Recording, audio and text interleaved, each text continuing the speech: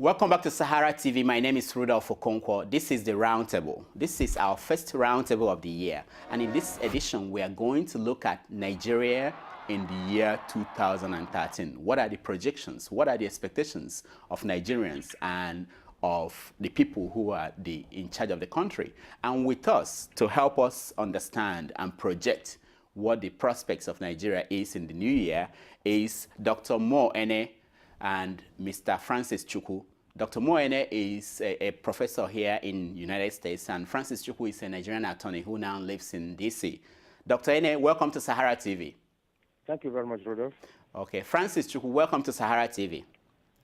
Thank you, Rudolph. Good to be here. Okay, let me start with you, Mo. I want to let me set the scene. On the eve of the new year, Nigerians all over were praying that the new year should be a year of breakthrough, a year of recovery, a year of divine visitation. And I want to ask you, is it just for God to determine how the year will look like for Nigerians, or do you think Nigerians have something to do with that, that the year will look like for us? Thank you very much. The last time I checked, my name was in TB Joshua, or the slapping bishop, whatever his name is. The thing is, Nigerians have to back out from this idea of divine intervention. If we believe that we're children of God, that means that God created us with some gray matter. We have to start using it. This idea of divine intervention, it has not worked anywhere. Yes, we all believe in God, but we have to move away and find out whether the fault is in us, that we're doing all the wrong things. We can take anything, for example. The fact remains that our destiny is in our hands. We can't keep on, if it were by godly religious intervention, Nigeria would have been paradise on earth. As we all know, every street corner is a church or a mosque. So it's not about divine intervention anymore. We have to tell ourselves the truth. God gave us brains. We have to start using it. Or this experiment, this desire we all have in getting to some kind of united Nigeria will continue to elude us.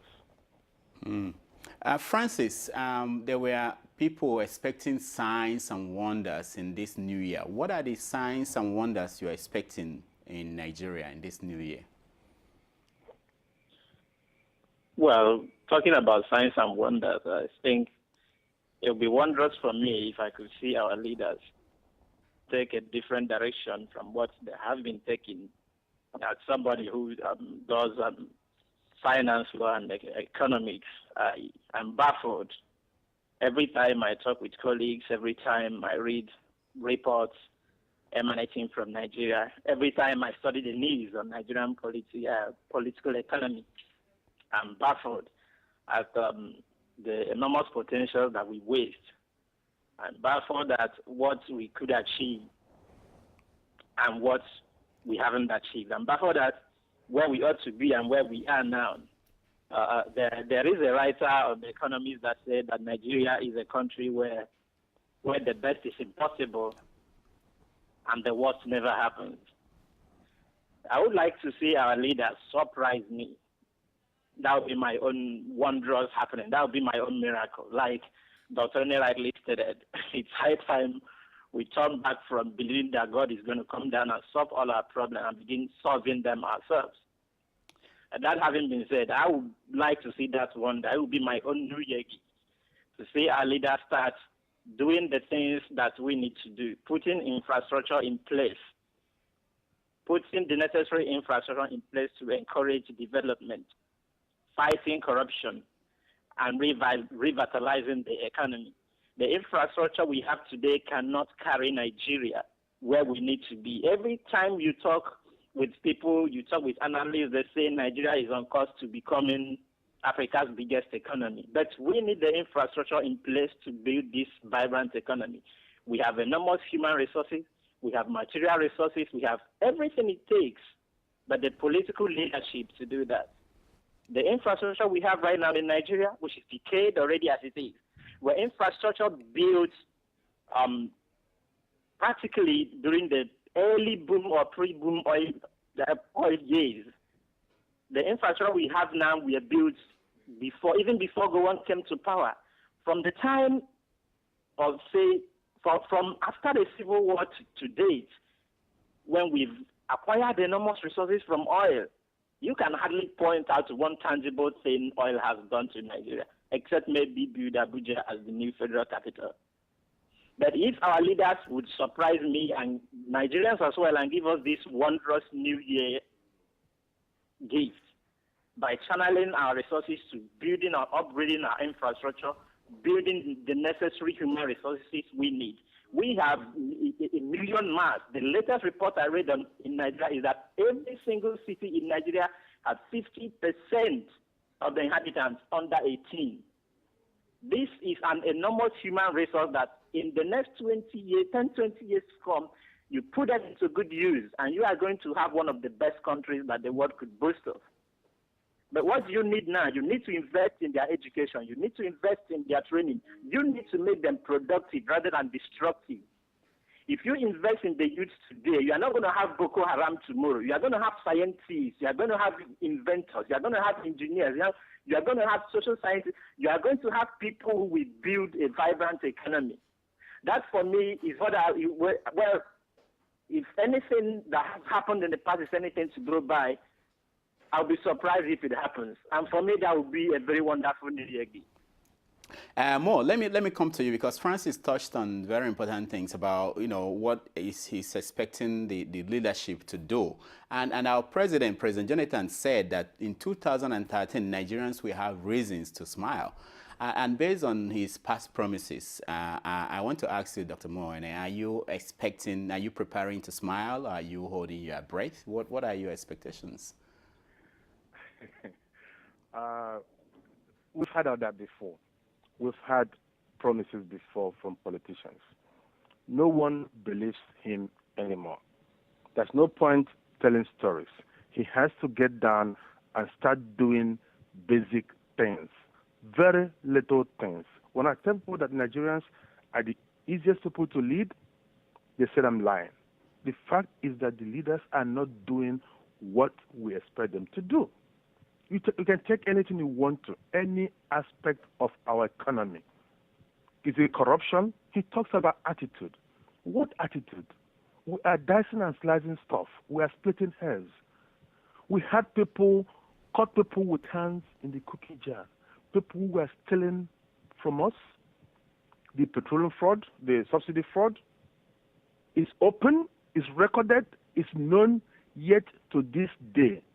What has Jonathan done about it? Nothing. Zip. What are we looking at? Is it National Youth Service?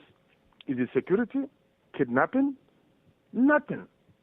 So I don't know where he's going to start now, but I wish him all the best. And if there's any way I can help, believe me, I'll say, listen, I'll kneel down on my knees and I'll pray. But I'm not holding my breath. Francis, you touched on developmental potentials of Nigeria, and we hear that all the time. And most people will say that, these things cannot be accomplished if we allow corruption to continue to grow the way it's been growing since Jonathan came into power.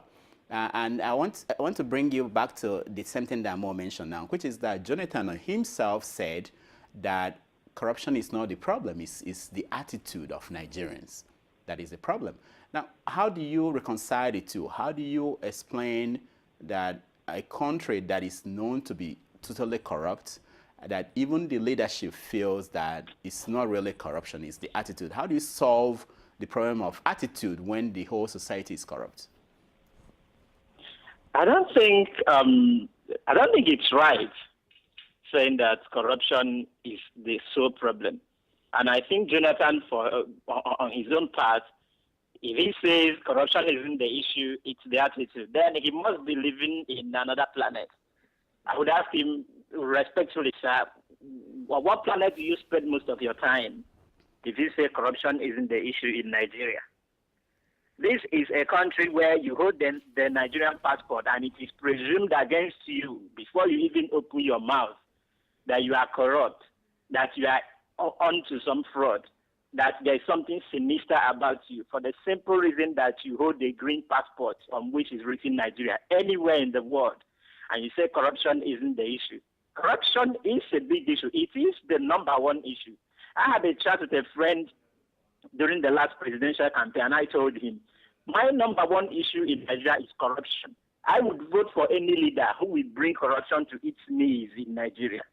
Because for me, I know we face so many other problems in Nigeria, but I think the most egregious of them, the most difficult of them to tackle is corruption.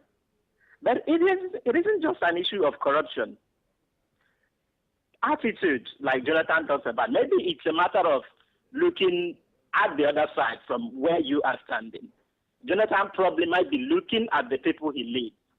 The people he leads might be looking at him from where they stand. Jonathan might be saying the attitude of these people I'm leading it's just too bad. Sometimes they don't encourage me to act. Sometimes they don't appreciate me. Sometimes they don't understand what trouble I take here. The people he leads will be looking at it. This leader we voted into power, he's just not understanding our problems. See, we are suffering. See, they are looting our resources. See the kind of allowances they corner to themselves. See the kind of money they waste, and we are suffering. But what we have in the people, if you, like Dr. Ene correctly said, Nigerians are the easiest people to lead. But our leaders don't understand this.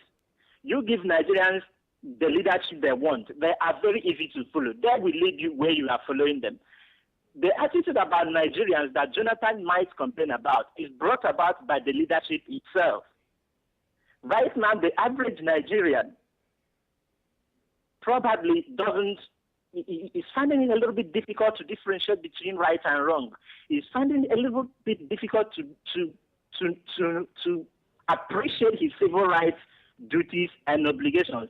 The average Nigerian today probably thinks that corruption is the norm in the society. The civil service thinks, yes, maybe these things that happen ought to happen.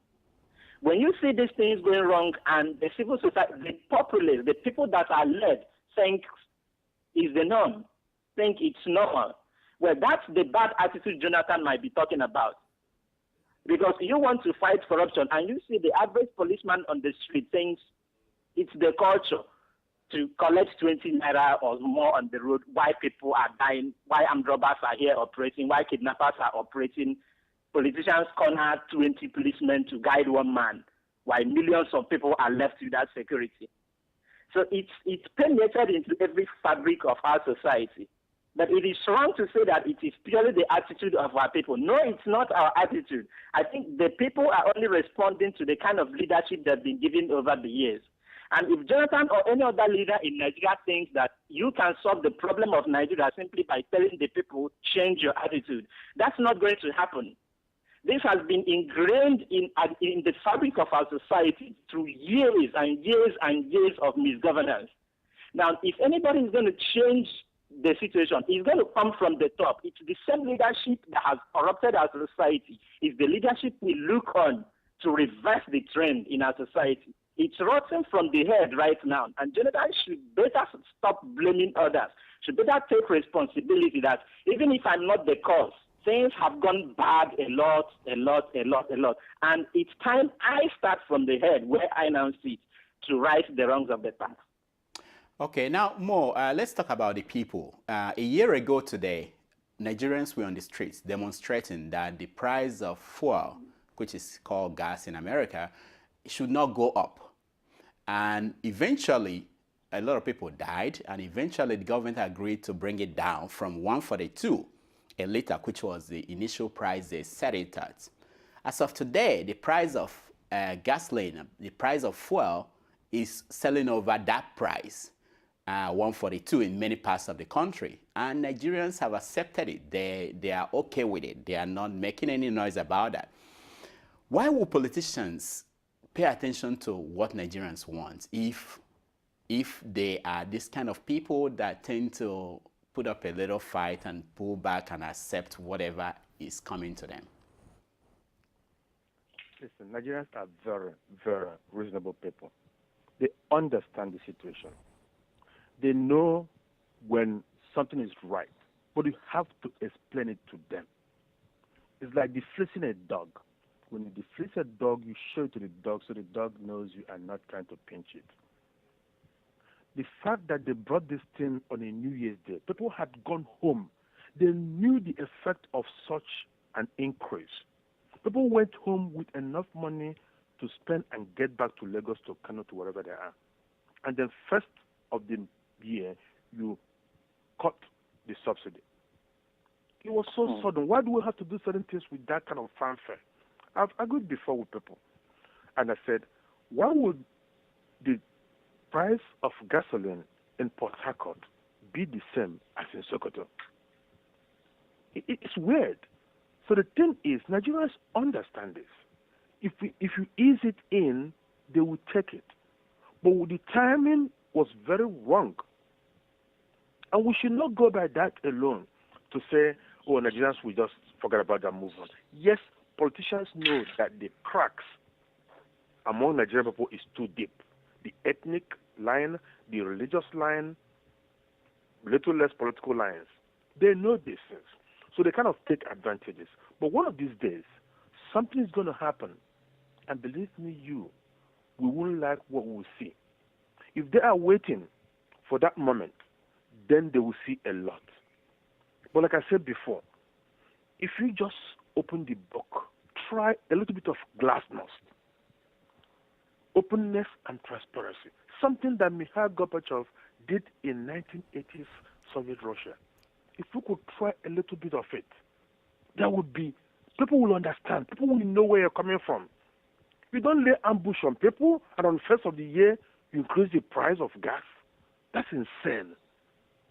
There are so many things happening in Nigeria now that could lead to people reacting violently. A governor stays out of the state for 100 days, 3 months, and nobody hears about it. Nobody says the word. Nothing is heard. And people are moving along. And politicians believe that this could continue. No, it won't continue. But one of these days, the factors will come together in a way that all Nigerians will rise and say, we are not going to take this anymore. We have seen flashes from the third term of Obasanjo, from Yar'Adua debacle to the fuel subsidy. It's on the increase. We don't have to have that. We have shed enough blood for the unity of this country. It's about time we try to make it work. Or if it's not working, then we'll find an alternative. We can't keep waiting and saying that Nigerians will take it. They will take it. Yes, yes, yes, they will take it. But it gets to a point where they stop taking it. If you look at Boko Haram, it's the effect of taking it. Taking it, you are creating an army of illiterate folks who believe that if they die for the service of God, they will go to heaven and get some welfare, so to speak. That is the result of pushing people and pushing people. And one of these days, they'll get to the end of the war and they'll bounce back. Francis, we're going to talk about the governors who are not in the country and also Boko Haram. But first of all, let me clear this because I think you are an expert in the area of finances and economy. If the fuel is selling for 142 in Nigeria or some places 200, do we still have subsidy? And if we had to pay, the National Assembly had to approve 161 billion to pay for subsidy for the remainder of the 3 months of last year. What is the situation with subsidy for 2013? Do we have subsidy in place? Is it part of the budget? Who is going to pay for it? What is going on? I think it's an interesting question, which in the case of Nigeria baffles me a lot because when you talk about subsidy, and I have had papers done, reviewed, and commented on certain subsidy situations in some other countries. And I just look at the Nigerian situation, and as somebody who has driven in the United States, bought gas here, and also done that in Nigeria, I just ask myself, what does a gallon of gas go for here? If you convert the same amount Nigerians are paying for a liter of fuel, say 140 or so for a liter of fuel, into a gallon of gas, which one is greater? And you say we are giving you subsidy. Subsidy means that the government is paying something so that the people will get it at a cheaper rate. Everybody knows that. Even the people who didn't go to school know that this is subsidy. They just know within themselves that the government is somehow meant to make this easier for us. Now, the bottom line of this is, when you look at the reports of the presidential panel on fuel subsidy, the amount of money that was meant to have been paid to people, the amount of money that people pay to buy fuel in Nigeria right now, all you can come to is we don't have subsidy. Really, there is no subsidy in place. Except the subsidy you mean is, say, subsidize the lifestyle of some petroleum importer. But if it's really subsidizing the petrol that people buy in Nigeria, right now it doesn't exist. If there is a provision in the Nigerian budget this year for fuel subsidy, they should convert it. They should convert it to, say, build roads or build new railways, or say rehabilitate our universities, or provide medical facilities to our hospitals. It doesn't exist. It's a fraud, the so-called subsidy right now. I am ashamed when I hear that XYZ amount of money has been budgeted for subsidy in Nigeria, and fuel is selling for XYZ amount. This is it's insane. You are dealing with human beings. The people may not be carrying placards on the roads every day saying this, but the fact that you are not seeing it it's not right. It shouldn't be done. I ordinarily wouldn't support fuel subsidy, because if we have a vibrant private sector, if we have a vibrant private sector that is creating jobs for people, people are getting employed, and our private sector is running as it should, we shouldn't have fuel subsidy. Okay. At this point, sorry, Francis, I want to remind our viewers that we are talking to Francis Chukwu and Moe Ene, and at this point, we are going to open the phone lines for you to call us via Skype and join the discussion. So let me go to you, Moe, and ask you this question. One of the big stories of last year were stories about people dying, either accidents or dying in hospitals, or several people, especially government officials and ordinary Nigerians. And we know that most of the deaths are caused by poor, horrible healthcare system and poor infrastructure. But we also hear from prophets all over the country predicting that, you know, this year is going to be more of the same doom. And how do Nigerians get to the point where they have to understand that these are consequences of things that we did not put in place? For instance, if you are not maintaining the aircraft, chances are that many of them will have crashes. If you are not maintaining the roads, it doesn't matter whether you're a governor or you're a former president, you might have an accident. So how do we transition to the point where Nigerians will begin to see these things as consequences of things we failed to do, rather than things that God make to happen from above? Thank you, Rudolf. You said it right. You require no prophet to tell you that this year is going to be more of the same. It doesn't need a prophet. It's right there. Our health system is terrible. We still have associations in USA going to their states in Nigeria on medical mission. Medical missions are conducted in war zones. But in Nigeria, you still have people going for medical mission. You could go back the line, down the line. Our First Lady,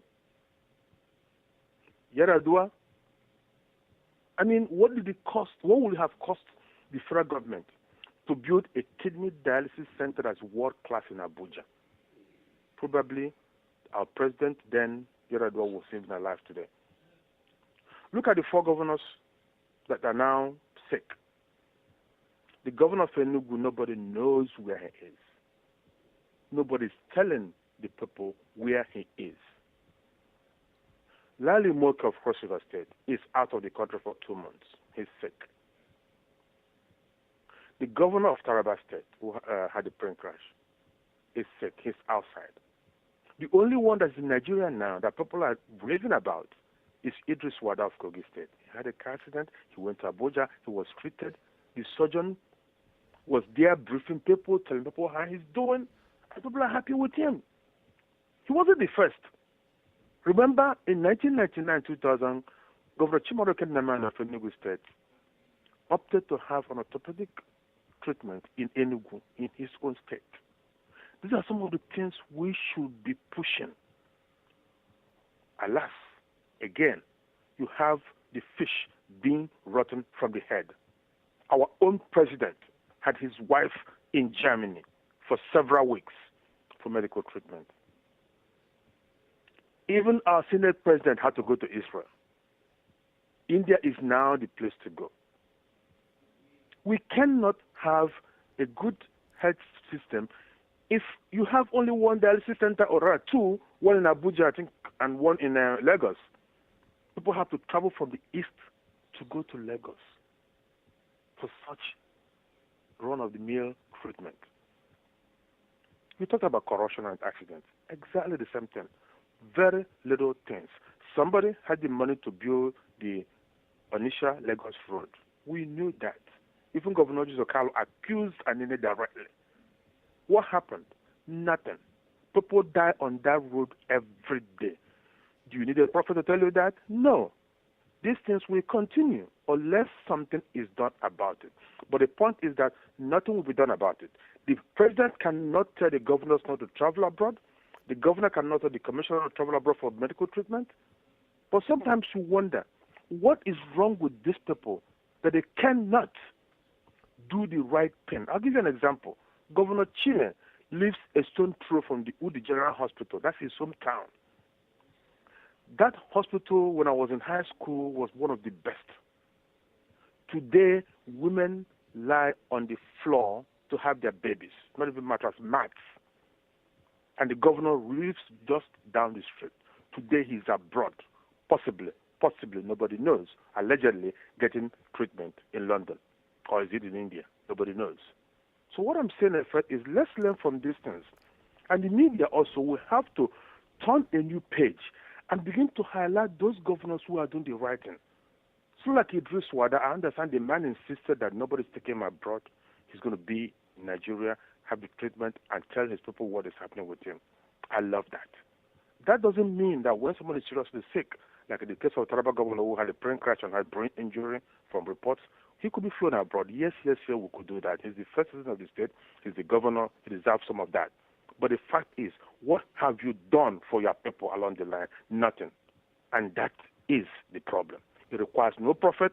I will have to get up and start demanding that Nigerian governments become more open and they begin to live the life that we live, at least near the level that we can see them, even if they're living a lot better. Thank you. Yeah, Francis, you are from Enugu State, and your governor has been missing for the past 100 days. I want to ask you, people from the state, how do they feel? Why is it that nobody is insisting that maybe he should be impeached or that the deputy governor should take over and act like a governor? Because what news report is saying is that there are limits to how much the deputy governor can spend. He's really not acting as a governor. And there is no report on day-to-day report on what's happening to the governor, where the hell he is. So why is it that people are so handicapped? They can't sue the government. They can't force the state assembly to take action. What is going on? Why is it that way? First of all, Rudolf, I'm sorry to add a little bit of correction there. I'm actually from Ebonyi State, not Enugu State. I'm sorry. But I can talk on that at least. I schooled at Enugu State. In terms of affiliation, I'm almost more affiliated to Enugu than Ebonyi. But besides having that affiliation and being concerned as a Nigerian, not just on Enugu, but some other cases I also hear about, it's a shame. If one starts to count the period of absence of the governors that have been sick, it should be 3 to 4 months if my own recollections are right.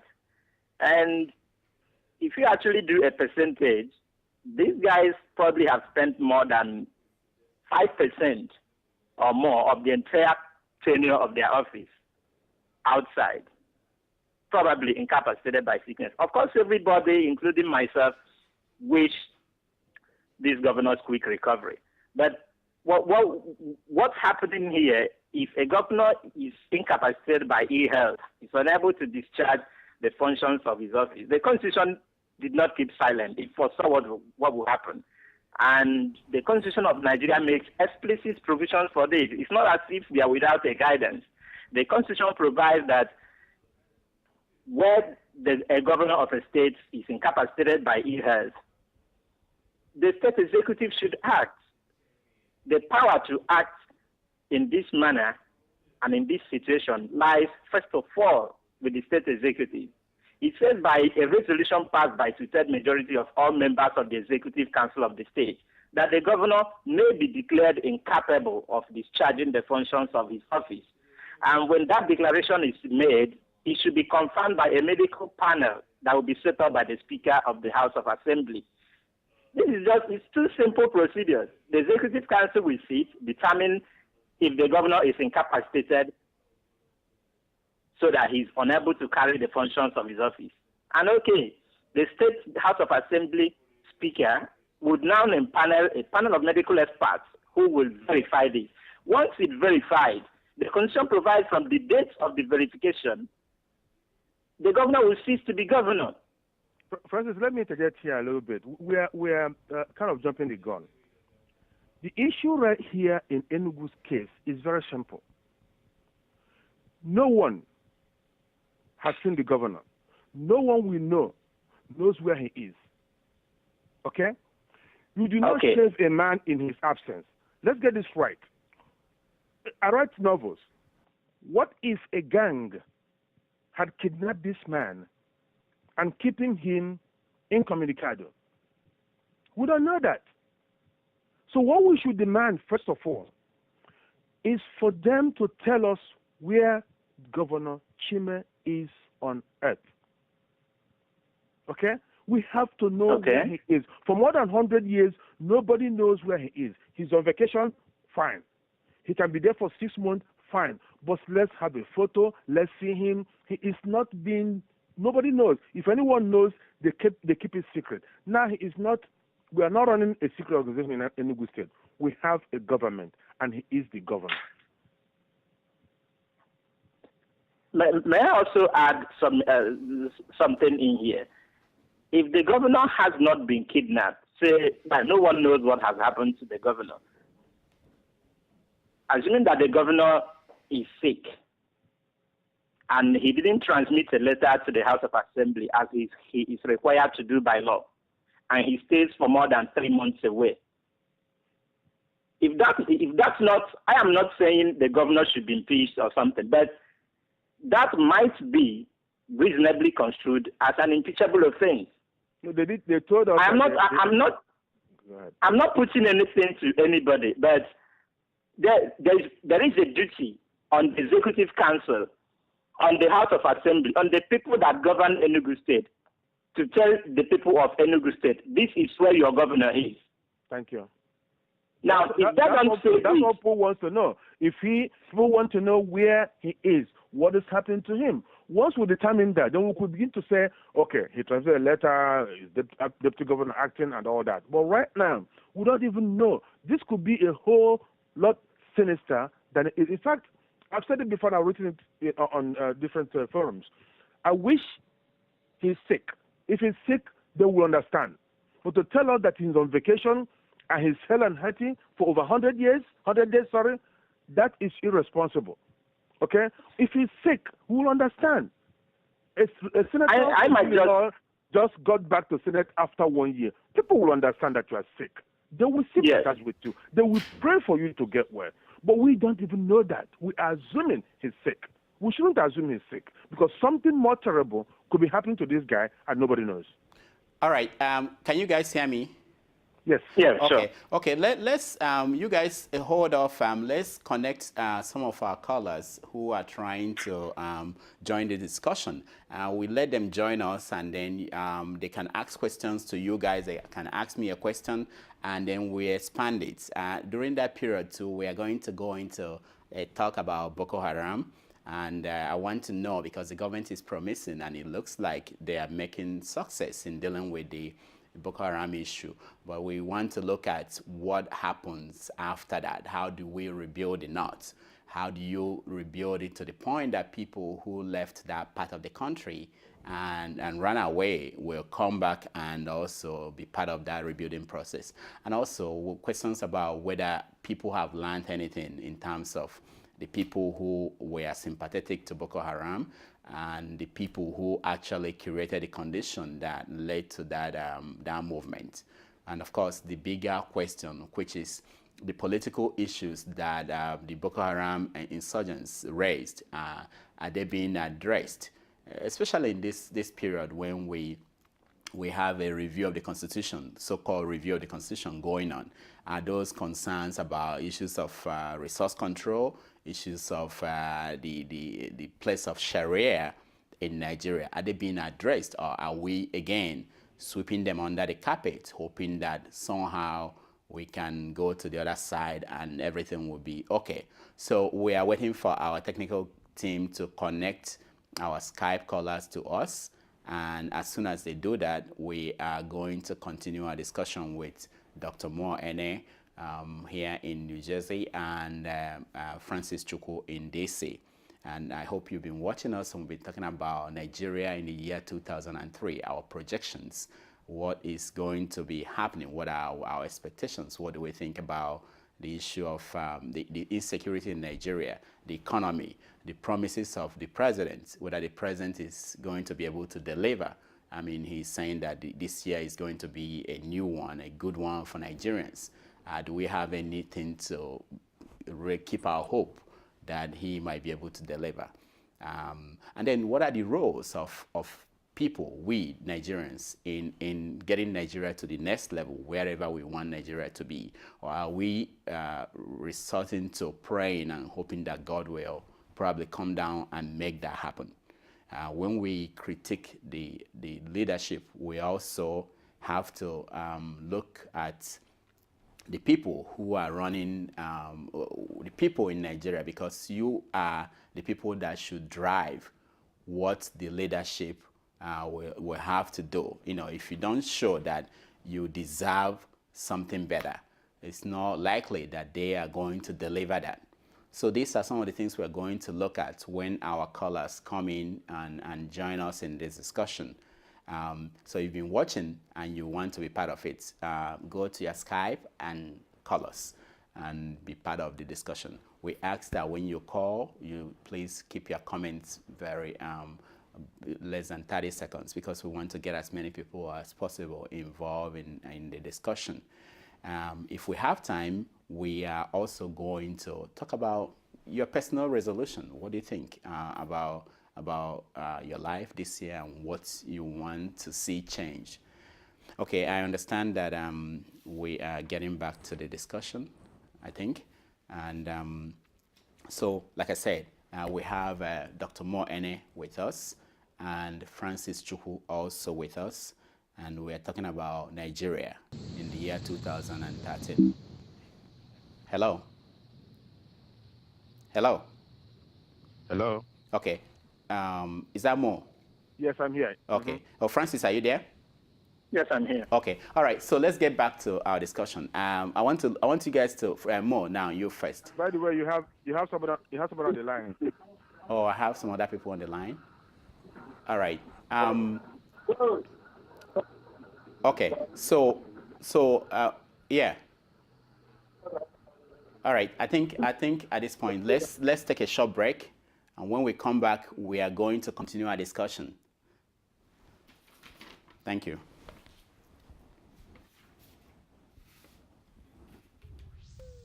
If you're not informed, If you don't know where you come from,